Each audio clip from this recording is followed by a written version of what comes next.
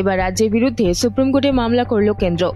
রাজ্য সরকারের বিরুদ্ধে অসহযোগিতার অভিযোগ তুলে মঙ্গলবারই শীর্ষ আদালতের দ্বারস্থ হয়েছে কেন্দ্রীয় স্বরাষ্ট্র মন্ত্রক।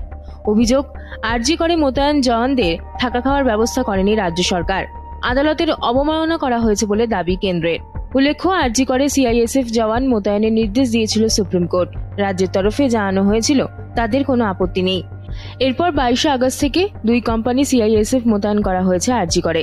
কিন্তু অভিযোগ, জওয়ানদের জন্য ন্যূনতম থাকা খাওয়ার ব্যবস্থা করেনি রাজ্য সরকার। এমনকি নিরাপত্তার জন্য মেটাল ডিটেক্টরের মতো প্রয়োজনীয় জিনিসেরও ব্যবস্থা করা হয়নি সরকারের তরফে। বিষয়টি নজরে আসতেই 2রা সেপ্টেম্বর রাজ্য সরকারকে চিঠি দিয়েছিল কেন্দ্র, কিন্তু রাজ্যের তরফে চিঠির কোনো জবাব আসেনি। এরপরই রাজ্যের বিরুদ্ধে অসহযোগিতার অভিযোগ তুলে মামলা করে কেন্দ্রীয় স্বরাষ্ট্র মন্ত্রক।